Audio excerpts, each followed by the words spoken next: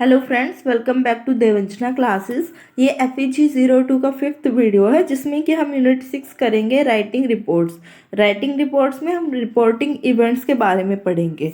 तो इसमें हम ये जानेंगे कि रिपोर्ट क्या होती है, रिपोर्ट्स के क्या क्या अलग अलग स्टेजेस होते हैं, और इसमें हम एग्जाम्पल्स को भी डिस्कस करते हैं। चलिए स्टार्ट करते हैं ऑब्जेक्टिव्स के साथ। Objectives. In this unit, we shall introduce you to the subject of report writing and show you how to report an event. For example, an accident. हम इस यूनिट में ये पढ़ेंगे कि रिपोर्ट कैसे हम राइट कर सकते हैं और जो कोई भी एक्सीडेंट है या कोई भी इवेंट है उसको कैसे रिपोर्ट करें। ओके, तो सबसे पहले ये जानना ज़रूरी है कि रिपोर्ट क्या होती है। What is a report? We usually define it as an organized, factual, and objective presentation of information. By organized, we mean that its parts should form a whole, and by objective, we mean that it should not be influenced by your personal feelings. मतलब जो एक report होती है वो एक organised, factual और objective presentation होती है किसी भी इंफॉर्मेशन की। ऑर्गेनाइज्ड से मतलब क्या पता चलता है कि मतलब well organise, step by step है। ऐसा नहीं है कि हमने पहले की बात बाद में बता दी और बाद की बात पहले बता दी। फैक्चुअल होनी चाहिए, जो चीज़ें हमें पता है, जो हमने देखी है, फैक्टफुल है, वही हमें रिप्रेजेंट करनी है, ना कि अनफैक्टफुल चीज़ें, असम्पशंस हमें शेयर नहीं करनी है। ऑब्जेक्टिव मीन्स हमारी जो फीलिंग्स है उसके उस पे रिपोर्ट पे कोई असर नहीं पड़ना चाहिए। Okay, you may wish to be give an account of some event that you have to come know of. You may like to describe your personal experience or state the results of your investigation. Means जो report writing होती है उसमें हम किसी भी event को की information किसी थर्ड पर्सन को देना चाहते हैं, राइट। तो उस केस में ऐसा भी हो सकती है हमने जो चीज़ें देखी है, मान लीजिए हमने इलेक्शंस के दौरान मैं वोटिंग देने के लिए गई, तो मैंने जो वहाँ पे सीनेरियोज देखे तो मैं उनको शेयर करना चाहती हूँ, तो वो भी एक रिपोर्ट हो गई। या फिर मैंने कोई मतलब एक जो है एक एक्सपेरिमेंट किया, साइंस एक्सपेरिमेंट किया, उसमें मैंने जो जो स्टेप्स फॉलो किए वो राइट डाउन किए, फिर कंक्लूजन, फिर जो इम्पैक्ट आया वो भी एक रिपोर्ट हो गई। तो कोई भी इन्वेस्टिगेशन या फिर कोई भी इंसिडेंट को रिप्रेजेंट करना या फिर कोई भी इंफॉर्मेशन शेयर करना थर्ड पर्सन को, रिपोर्टिंग कहलाती है। A report may contain opinions, but this opinion should be supported by factual evidence. एक रिपोर्ट में हम अपने ओपिनियंस डाल सकते हैं लेकिन वो फैक्चुअल होनी चाहिए, अजम्पशन बेस्ड नहीं होनी चाहिए। News stories are typical reports but are scientific articles, research papers, survey reports and business reports. Means जो हम न्यूज़ सुनते हैं, जैसे जो न्यूज़ रिपोर्टर बोलते हैं ना, रिपोर्टर क्यों होता है? क्योंकि वो रिपोर्ट करता है किसी भी इवेंट को, तो उनमें भी जो है रिपोर्ट्स होती है, या फिर कोई भी साइंटिफिक एक्सपेरिमेंट्स हो रहे हैं तो उसके आर्टिकल्स शो होते हैं, आर्टिकल्स पब्लिश होते हैं जिसमें कि वो रिपोर्ट करते हैं कि हमने ये केमिकल यूज़ किया तो इसका क्या इम्पैक्ट आया और ये किस तरह से रिएक्ट करता, तो वो भी एक रिपोर्ट है। या हम कोई रिसर्च कर रहे हैं तो उसकी एक रिपोर्ट निकाली जाती है। ओके, हमने 1000 जो है बेबीज़ पे ये सर्विस किया है और इसकी ये रिपोर्ट है कि जो बेबीज़ उनमें न्यूट्रिशन इतना है और मेल न्यूट्रिशन इतना है, या फिर उनकी हाइट इतनी है, तो ये भी एक रिपोर्ट हो गई। या कोई सर्वे की रिपोर्ट है, या कोई बिजनेस की रिपोर्ट है, जैसे बिजनेस में आपने सुना होगा एनालिटिकल रिपोर्ट्स होती है कि मतलब इस ईयर फॉर्च्यून जो कंपनीज है 500, उनकी ग्रोथ किस तरह से रही है, तो ये भी एक रिपोर्ट राइटिंग है, तो ये फैक्चुअल होनी चाहिए। In other words, any composition based on factual information is a report. जो रिपोर्ट है वो कंपोजिशन ही होती है, लेकिन जो फैक्चुअल कंपोजिशन होती है उसको हम रिपोर्ट कहते हैं। जैसे कि मान लीजिए आपको बोला गया कि ना आप इंडिपेंडेंस डे के बारे में लिखिए, तो आपने इंडिपेंडेंस डे के बारे में लिखा कि ये इंडिपेंडेंस डे क्यों मनाया जाता है, इस दिन क्या हुआ था, या फिर किसने कौन तिरंगा झंडा फहराता है, तो हमने क्रांतिकारियों के बारे में लिखा उसके में, तो वो जो है कंपोजिशन है। लेकिन अगर आपको बोला गया कि आप इंडिपेंडेंस डे की एनुअल फंक्शन पे अपने जो आपके स्कूल में हुआ उसकी रिपोर्ट लिखिए, तो आप उसमें लिखेंगे कि जो हमारे कल्चरल सोसाइटी की कल्चरल प्रोग्राम्स थे वो हुए हमारे स्कूल में, टीचर्स ने मोटिवेट किया स्टूडेंट्स को, और जो है ना टीचर्स ने पेट्रोटिज्म को बढ़ावा दिया है। इस तरह से ये जो आपने फैक्चुअल इंसिडेंट शेयर किया है या फैक्चुअल इंफॉर्मेशन शेयर किया है, वो रिपोर्ट है, लेकिन आपने सिर्फ जो थ्योरी है वो लिखी है जिसका कोई फैक्चुअल नहीं है। मीन्स जो इंडिपेंडेंस डे उसके बारे में हुई थी, वो इंडिपेंडेंस डे मतलब हिस्ट्री बताई है आपने, राइट, आपने कोई इंसिडेंट नहीं बताया, तो वो एक कंपोजिशन है। और जब आप अपने स्कूल फंक्शन को एलिब्रेट करते हैं तो वो एक रिपोर्ट है। ओके, अब नेक्स्ट हमारे पास एक एग्जाम्पल है जिसमें कि आपको लेटर लिखना है अपने फादर को या किसी भी नियर रिलेटिव को, आपको रिपोर्ट देनी है आपके स्टडीज़ के बारे में, हॉस्टल लाइफ के बारे में और आपके फ्रेंड्स के बारे में। ओके, इसको हम ऐसे भी समझ सकते हैं कि मान लीजिए आप हॉस्टल में गए या न्यू टाउन गए हैं जहाँ पे आप स्टडीज़ के लिए गए हैं मेनली, तो आप अपने घर पे फ़ोन करके बताएंगे ना कि यहाँ पे किस तरह का इन्वायरमेंट है या किस तरह से आप जो है अपने स्कूल फ्रेंड्स के साथ बात करते हो या किस तरह के लोग वहाँ पे हैं। तो वो एक रिपोर्ट ही होगा क्योंकि वो फैक्चुअल चीज़ें आप उनके साथ शेयर कर रहे हैं, राइट। तो इसमें आप क्वेश्चन है, write a letter to your father और some other near relative giving a brief report on your studies, your hostel life and your friends. तो इसमें आप क्या क्या लिख सकते हैं, you may write about the courses you are taking. Means आप अपनी कोर्सेज के बारे में बता सकते हैं कि मैं यहाँ पे किस चीज़ की क्लासेस ले रहा हूँ या कौन से कोर्स कंप्लीट कर रहा हूँ। What you think of your teachers, मतलब आपके टीचर्स कैसे हैं वहाँ पे वो आप बता सकते हैं। Your special interest in a particular course, means आपका पर्टिकुलर कोई कोर्स है जिसमें आपका इंटरेस्ट है और उससे आप मतलब उससे आप अच्छा स्कोर कर पा रहे हैं, उसके पीछे रीज़न क्या है। तो ये सब चीज़ें आप शेयर कर सकते हैं। The accommodation of the food provided at your hostel, मतलब आपके हॉस्टल में खाना किस तरह का दिया जाता है। The friends you have and the places they come from, मतलब आपके हॉस्टल में कौन कौन से किस तरह के बच्चे आते हैं, आपकी किनके साथ फ्रेंडशिप है या फिर वो कहाँ से बिलोंग करते हैं। इस तरह की रिपोर्ट्स आप अपने नियर वन ईयर रिलेटिव को या फिर अपने फादर को लिख सकते हैं। तो हमने एक सैम्पल रिपोर्ट तैयार किया। ओके, तो इसमें सबसे पहले तो यही है, I am doing BCA as a graduation degree. The studies are very interesting as the teachers are experienced and having the depth knowledge of the subjects. All lecturers are very interactive and having good nature. The hostel life is also good as we get healthy meals daily on time and the environment of the hostel is clean and well managed. In hostel we need to strictly follow the daily routine. I'm having good friendship with my fellow mates as we used to study on same times. It becomes easier to learn the concept because my friends are also helpful. So इसमें हमने basic चीज़ें वो की है, note down की है। आप इसमें अमेंडमेंट्स भी कर सकते हैं, अपने पॉइंट ऑफ व्यू से भी लिख सकते हैं। ओके, अब हम जानेंगे कि रिपोर्ट्स डेवलपमेंट के डिफरेंट स्टेजेस कौन कौन से होते हैं। What are the different stages of report development. As is the case of any other serious task, you have to plan your report also.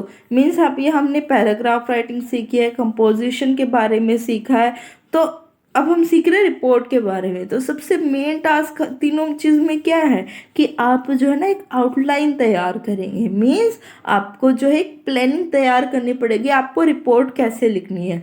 तो रिपोर्ट लिखने के लिए प्लानिंग में हम क्या क्या डालेंगे कि रिपोर्ट किस टॉपिक पे है, रिपोर्ट में इंट्रोडक्शन देंगे, फिर उसकी बॉडी तैयार करेंगे, फिर हम एक आउटलाइनिंग देंगे कि हमने इसके बारे में क्या पढ़ा या फिर कोई भी हम जो एक्सपीरियंस शेयर करना चाहते हैं वो लास्ट में एज अ कंक्लूजन हम शेयर कर सकते हैं। ओके, तो इसमें स्टेजेस है। Stage 1, you have to ask yourself a number of relevant questions. For example, what information is to be conveyed, what is its purpose and who is it for. Means आपको जो है ना आपसे खुद को एक question पूछने पड़ेंगे कि आप किस इंफॉर्मेशन को कन्वे करना चाहते हो। What information is to be conveyed, क्या इंफॉर्मेशन ट्रांसफर करनी है। आपको अपने हॉस्टल लाइफ के बारे में बताना है या फिर आपको अपने डेली रूटीन के बारे में बताना है या फिर आपको अपने कोर्स के बारे में बताना है या आप अपने फ्रेंड्स के बारे में बताना चाहते हैं या आप किसी स्टेट को डिस्क्राइब करना चाहते हैं। तो इसमें हमें बस ये जानना है कि हम क्या इंफॉर्मेशन कन्वे करना चाहते हैं। Okay, what is its purpose, उसको जान के जो हमारा रीडर है या जो हमारा लिसनर है उसका क्या फ़ायदा होगा।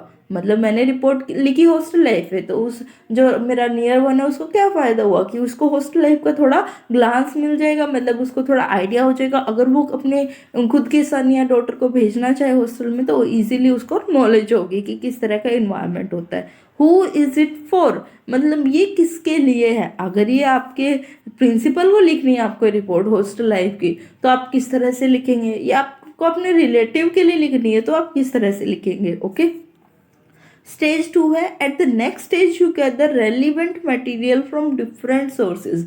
अब मान लीजिए आपको किसी इवेंट की रिपोर्ट लिखनी है, राइट, तो उसके लिए आपको जो है हिस्ट्री जानना ज़रूरी है। हिस्ट्री के लिए आप जो है रेलिवेंट सोर्सेज जैसे न्यूज़पेपर, आर्टिकल्स, बुक्स, मैगजीन्स, इन सब का रेफरेंस ले सकते हैं। While doing so you have to taken down notes, मतलब आपको नोट्स भी तैयार करने हैं साथ साथ। क्यों? क्योंकि हम चीज़ हर नोट टेकिंग हमने पढ़ा था कि आपको जो प्रिसाइज और एक्यूरेट इन्फॉर्मेशन इजीली याद रहती है नोट्स से।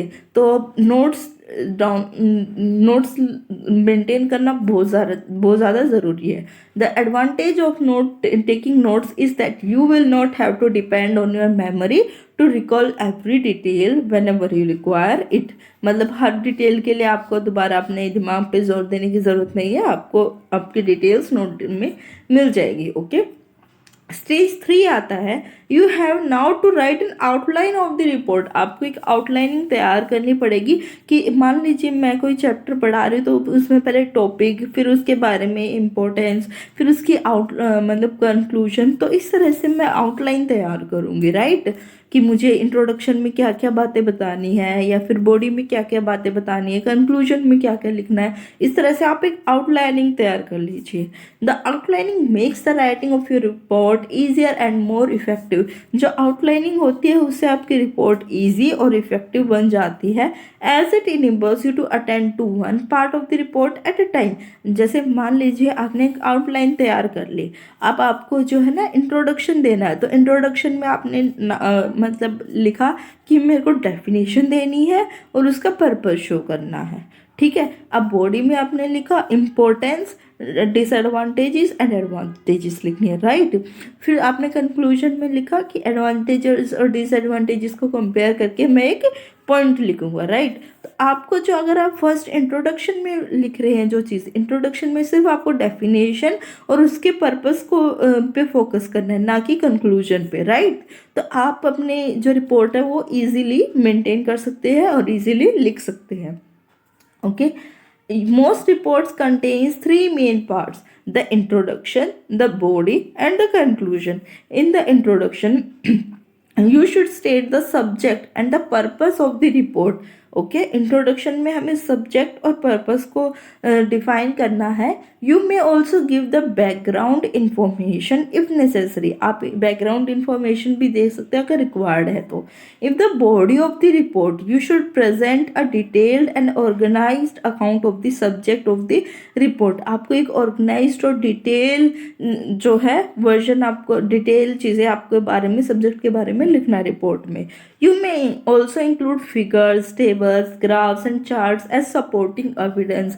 रिपोर्ट्स में आप जो है, जैसे मान लीजिए आप स्टैटिकली कुछ चीज़ें या एनालिटिकल चीज़ें शो कर रहे हैं कि जो कंपनी है उसने इतनी % से ग्रोथ किया, तो आप एक बार ग्राफ या फिर एक टेबल भी शो कर सकते हैं कि इसकी 2010 में ग्रोथ कितने % थी, 2015 में ग्रोथ क्या थी, 2020 में क्या ग्रोथ क्या है, और आने वाले समय में क्या ग्रोथ हो सकती है, या 2022 में क्या ग्रोथ है। तो ये जो ऑब्जर्वेशंस है, ये सजेशन या रिकमेंडेशन है, तो इसको आप रिपोर्ट्स के फॉर्म में लिख सकते हैं, टेबल्स की फॉर्म में लिख सकते हैं। ओके, और in the conclusion you should summarise your observations. अब ये जो कंक्लूजन है ना, लास्ट थर्ड पार्ट किसी भी रिपोर्ट का, उसमें आपको ऑब्जर्वेशंस शेयर करनी है एंड सजेशन और रिकमेंडेशंस शेयर करनी है। मान लीजिए आपने किसी कोई बिजनेस रिपोर्ट मेंटेन किया जिसमें कि आपने कंपनी का नेम और उसका पर्पस या गोल स्पेसिफाई किए, फिर उसके बाद जो कंपनी की ग्रोथ है, उसके एम्प्लॉयज़ और उसके एनवायरनमेंट के बारे में बात की,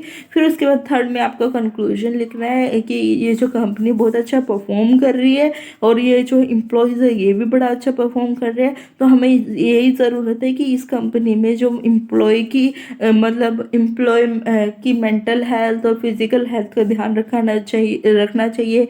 इंटरेक्टिव प्रोसेस होना चाहिए और जो है सबका पार्टिसिपेशन बहुत ज़्यादा ज़रूरी है। तो कंक्लूजन में हमें ऑब्जर्वेशन और अपने सजेशंस देने हैं। Okay, fourth step 4, having prepared your outline you must think of the language to be used।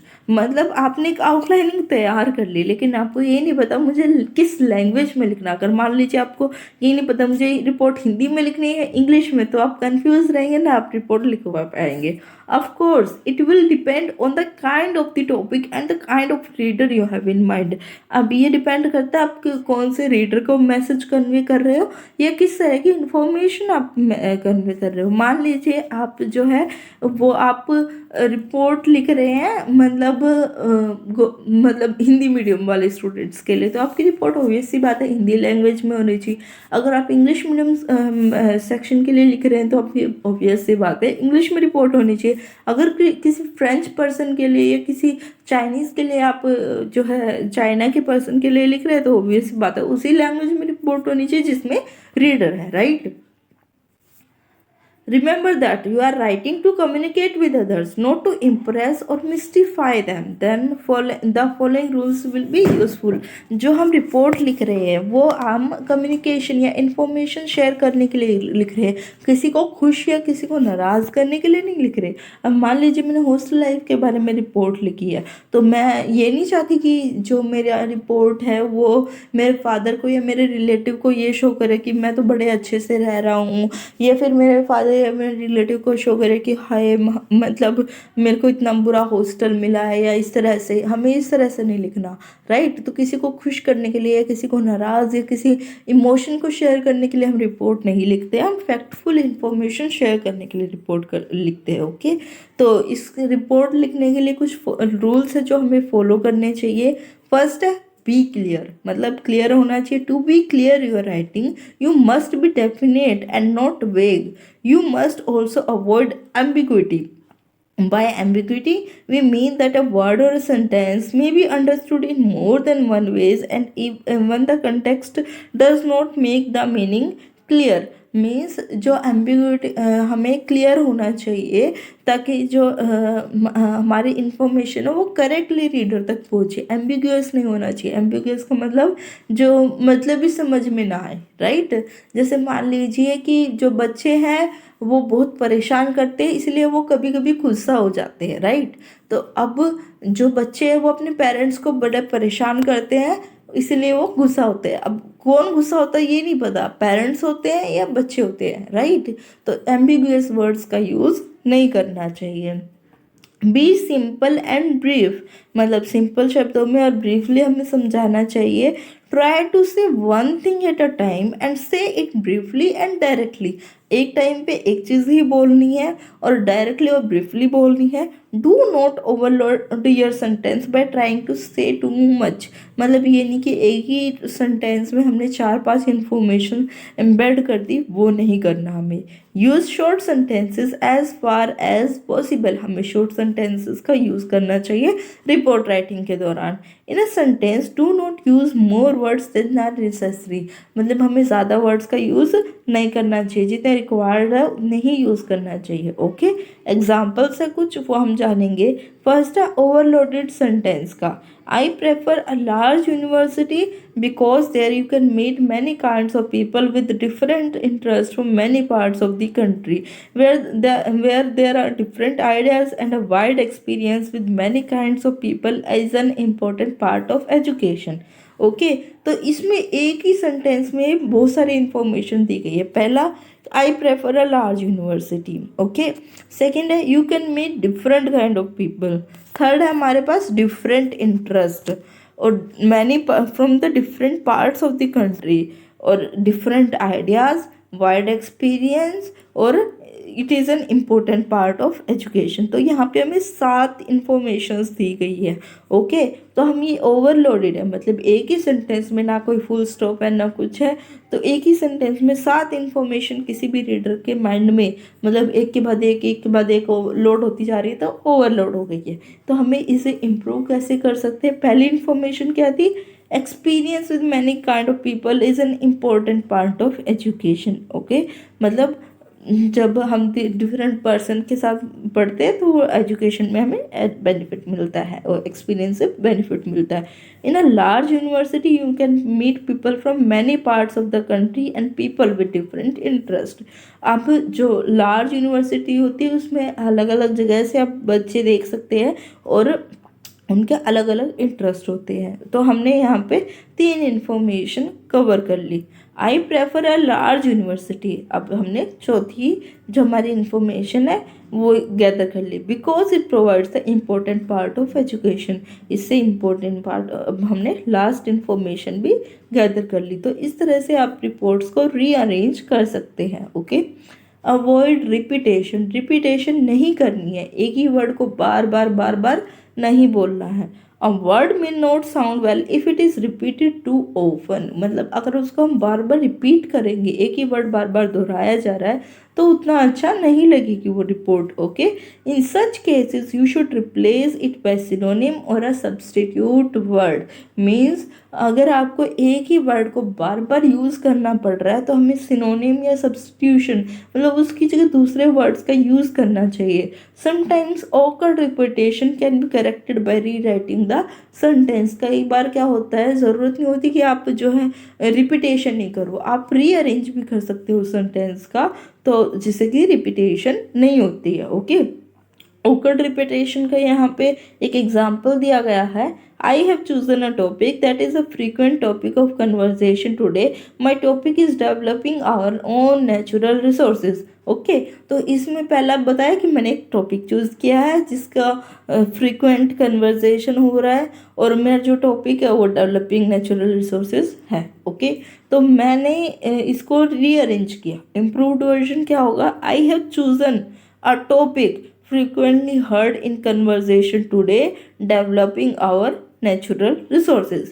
तो इसमें मैंने बोला कि मैंने एक टॉपिक चूज़ किया, I have chosen a topic which is frequently heard in conversation, and हमने टॉपिक दोबारा 2 बार यूज़ नहीं किया। Okay, which is frequently heard in conversation today hyphen which is developing our natural resources. तो हमने rearrangement के through awkward repetition को remove कर दिया। ओके, फोर्थ हमारे पास है अवॉइड जार्गन्स।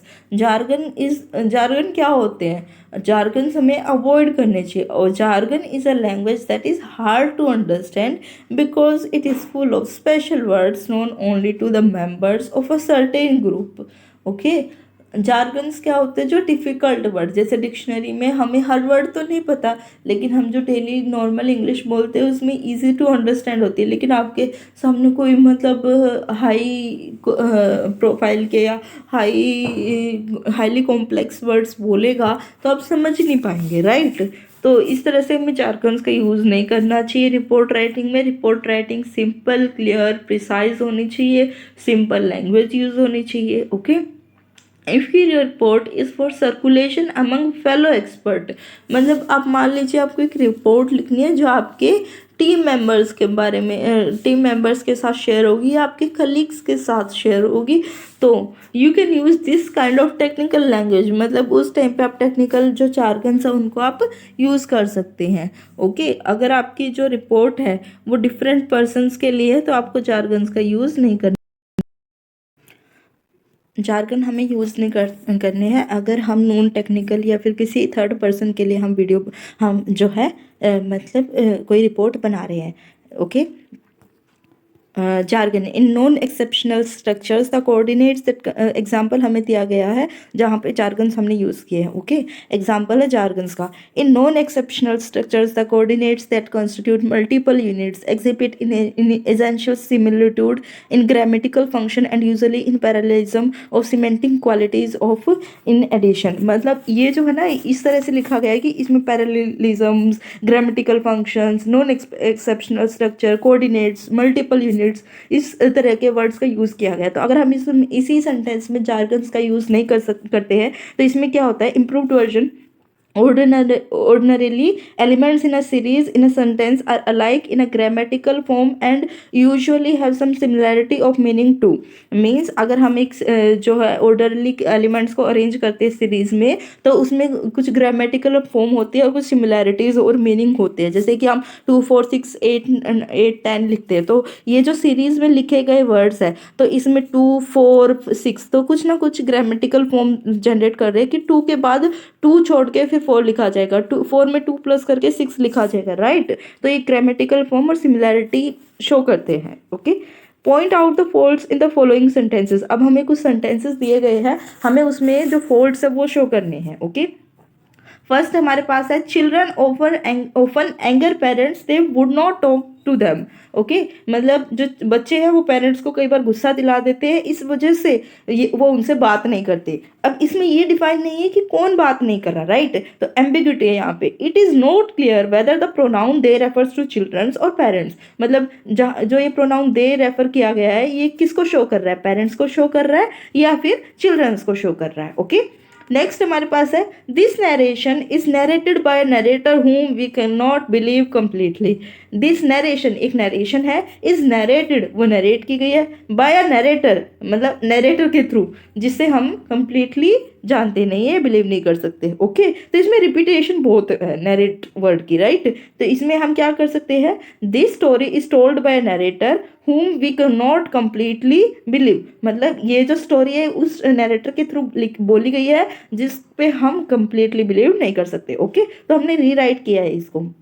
नेक्स्ट हमारे पास है I want to go to college because going to the college will satisfy my long felt desire. Means मैं कॉलेज जाना चाहता हूँ क्योंकि कॉलेज जाने से मेरी जो लॉन्ग फेल्ट डिज़ायर है वो कंप्लीट हो जाएगी. तो इसमें रिपीटेशन है बहुत ज़्यादा, मतलब कॉलेज वर्ड्स की रिपीटेशन है. तो इसमें इम्प्रूव्ड वर्जन हम क्या लिख सकते हैं, I want to go college because it will satisfy my long felt desired. Okay, तो इसमें हमने कॉलेज को एक जगह ओमिट कर दिया. ओके, अब हमें एक और क्वेश्चन हमारे पास जिसमें हमने एक फायर एक्सीडेंट की एक आउटलाइनिंग तैयार करनी है. मीन्स उसमें बॉडी में क्या रहेगा, इंट्रोडक्शन में क्या होगा और कंक्लूजन में क्या होगा. ओके, तो write an outlining of report of an fire accident. Okay, introduction a major fire accident took at place in New Delhi. Body में क्या क्या हम लिखेंगे, exact time and place in which the fire starts, causes of the fire accident, casualties, loss of properties, etc. Okay, conclusion में क्या लिखेंगे हम, the reason for the continuation of the fire for a long time. मतलब reason क्या रहा, हमने क्या observe किया कि जो फायर है वो बहुत ज़्यादा देर तक चली, लेकिन वो क्यों चली उसका रीजन हम लिखेंगे. Okay, precautions to be taken to prevent such accident. अब इस जैसे एक्सीडेंट्स को प्रिवेंट करने के लिए हम क्या क्या प्रिकॉशंस ले सकते हैं. ओके, नेक्स्ट हमारे पास एक और एग्जाम्पल है, as the cultural secretary of the students union at your college give an outlining of your annual report. मतलब आपने कॉलेज के सेक्रेटरी होने के नाते आपको एक एनुअल रिपोर्ट की आउटलाइनिंग तैयार करनी है.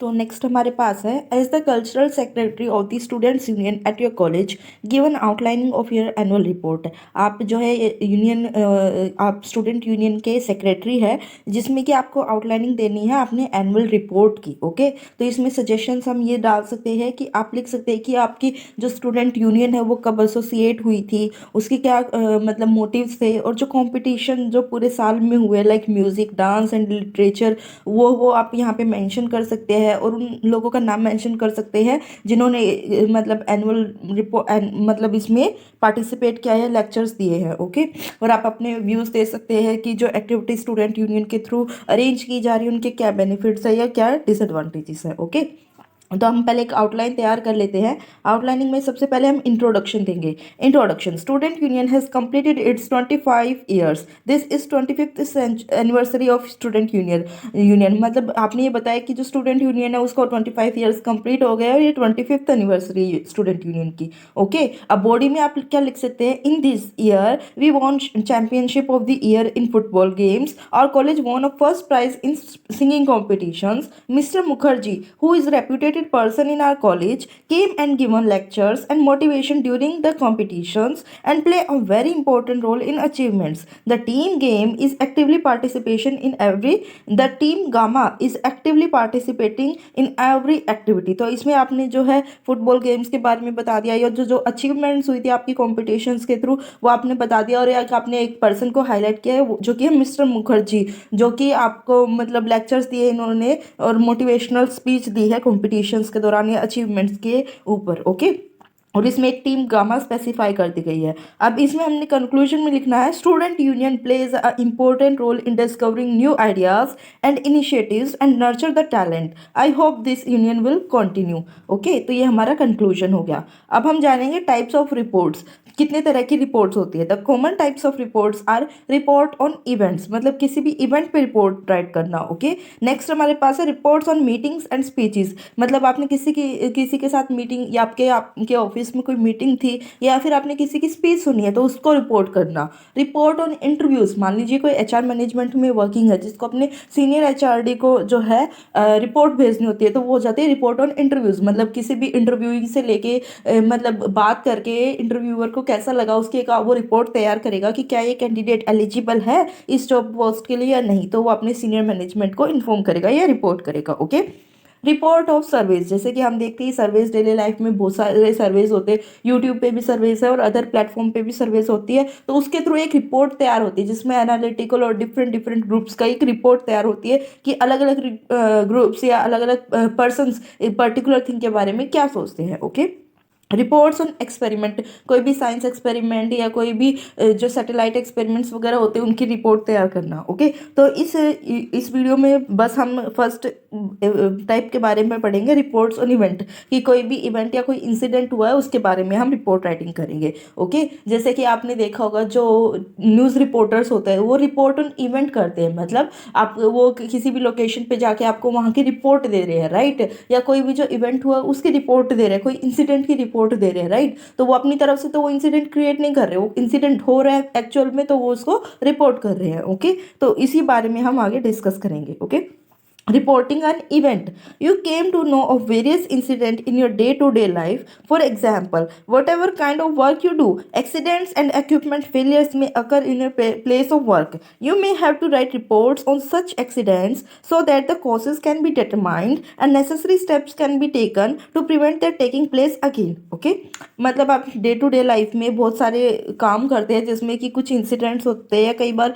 कोई चीज़ खराब हो जाती है, राइट, तो उस केस में आप जो एक्सीडेंट है या जो चीज़ें ख़राब हुई है उसके रीजंस कि किस वजह से ख़राब हुई है और उसको प्रिवेंट करने के लिए आप क्या क्या स्टेप्स ले सकते हैं, उन सब की एक रिपोर्ट बनानी होती है, right. This report on accident can be even used by the police और a court of law inquiring into the matter, मतलब जो रिपोर्ट है किसी भी एक्सीडेंट के ऊपर वो पुलिस के थ्रू भी यूज़ की जा सकती है, मतलब किसी लॉयर के थ्रू भी रिपोर्ट यूज़ की जा सकती है। जैसे मान लीजिए आपने एक रिपोर्ट तैयार की कि जो सोसाइटी है उसमें एक पर्सन एंटर हुआ था जिसके बाद ये इंसिडेंट्स हुए और ये जो पर्सन था इतने बजे लेफ्ट आउट हुआ था, तो इस केस में जो है ना पर्सन आइडेंटिफाइड नहीं है, लेकिन उस रिपोर्ट को कोई भी पुलिस ऑफिसर या कोई भी कोर्ट जो है रेफर कर सकती है। Okay,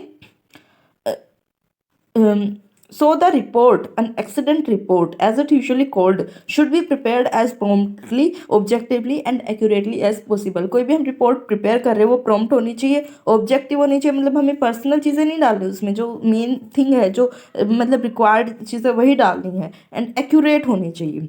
in the beginning of the accident report, किसी भी एक्सीडेंट रिपोर्ट को लिखते वक्त शुरू में state briefly the nature of the accident you are reporting on, सबसे पहले हमें ये बताना होगा कि हम किस बारे में बात करना चाहते हैं या किस एक्सीडेंट के बारे में बात करना चाहते हैं, राइट। जैसे हमने फायर एक्सीडेंट के बारे में लिखा तो हम सबसे पहले लाइन में ये लिखेंगे major fire accident took place in जो भी मतलब लोकेशन होगी उस फायर एक्सीडेंट की, हम ये नहीं लिखेंगे सीधा 200 पीपल बर्न्स एंड 300 पीपल, क्योंकि हमने लोकेशन तो बताई नहीं, टाइम बताया नहीं, राइट। तो इंट्रोडक्शन में सबसे पहले हमें नेचर, उसकी डेफिनेशन और उसकी लोकेशन हमें डिफाइन करनी ज़रूरी है।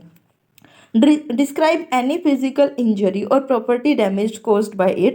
Be sure to include the precise details of the time and date and the place of the accident, the names of the witness or the sources of information and any other important detail। मतलब जो भी उसमें physical कोई भी accident हुआ है, कोई physical injury हुई है या प्रॉपर्टी का कोई डैमेज हुआ, तो वो हमें मतलब डिस्क्राइब करना है। और प्रिसाइज डिटेल्स होनी चाहिए टाइम एंड डेट की, मीन्स टाइम एंड डेट मतलब इजीली अंडरस्टूडेबल होना चाहिए। और जिस प्लेस पे एक्सीडेंट हुआ उसकी लोकेशन भी हमें शो करनी है, और कुछ विटनेस या फिर कुछ अथॉरिटीज़ की जो प्रेजेंस है वो इम्पोर्टेंट हो जाती है किसी भी रिपोर्ट में। ओके, और इसमें हमें ये भी शो करना होता है कि जो एक्सीडेंट हुआ वो किस वजह से हुआ है।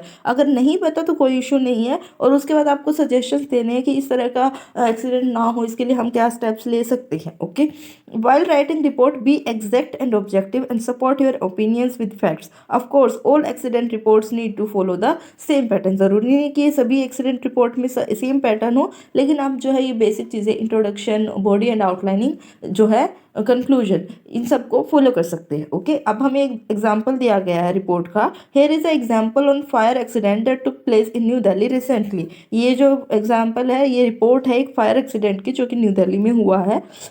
इसका टॉपिक, इसका हेडिंग है major fire in multi storied building. मतलब बहुत भीषण आग एक मल्टी स्टोरी मतलब बहुमंजिला बिल्डिंग में। Okay, a major fire broke out in Ansal Bhavan, a multi-storied building on Kasturba Gandhi Marg in New Delhi on the morning of the 29th June. The fire was noticed at 10:45 a.m. on the 5th floor, and in no time the 5th, 6th, 7th and 8th floors were gutted and thick smoke covered the entire building. While a large number of office workers rushed out of the building as the fire raged, nearly 300 persons were left on the terrace of the building. Tenders from the Airport Fire Service and the Defense Institute of Fire Research helped the Delhi Fire Service to rescue the stranded people. The Army and the Navy were also summoned to the building during the 5-hour firefighting operation. Indian Air Force helicopters were also flown to the building to rescue people, but the operation had to be called off as it was found that they were in fact fanning the flames. Some workers on another building managed to build a causeway between the two buildings by using ropes and wooden poles. The fire was fully extinguished around 3:30 p.m. 3 persons were killed in the blaze and about 55 persons were taken to a nearby hospital as they were overcome by a smoke.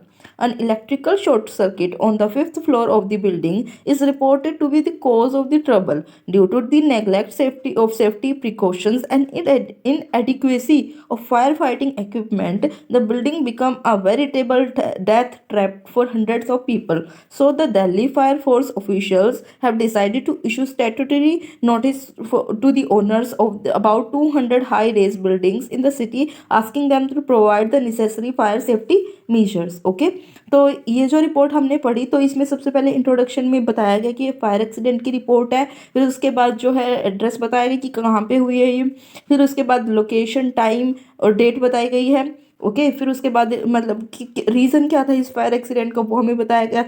फिर उसके बाद उसको fire accident को मतलब rescue करने के लिए, जो बिल्डिंग में बंदे थे उनको रेस्क्यू करने के लिए क्या क्या स्टेप्स लिए गए ये बताया गया है। फिर उसके बाद जो है एंडिंग टाइम बताया गया है कि जो फायर है वो कब एक्सटिंग्विश हुई थी और इसके रीजंस बताए गए हैं कि क्यों ये फायर एक्सीडेंट हुआ था। फिर उसके बाद जो है एक कंक्लूजन दिया गया है कि इस तरह के फायर एक्सीडेंट्स को प्रिवेंट करने के लिए हमें जो फायर के जो प्री रिक्वेस्ट जो चीज़ें हैं, फायर फाइटिंग इक्विपमेंट्स जो है वो होने चाहिए बिल्डिंग में। और इसी तरह से जो गवर्नमेंट है उसने 200 हाई रेस बिल्डिंग्स को सेफ्टी मेजर्स चेक करने के लिए नोटिस दिया है। ओके, तो ये जो था ये एक एग्जांपल है रिपोर्ट का। आप और भी रिपोर्ट्स रेफर्स कर सकते हैं। अगर वीडियो अच्छी लगी तो वीडियो को लाइक और चैनल को सब्सक्राइब ज़रूर कीजिए। Thank you so much for watching.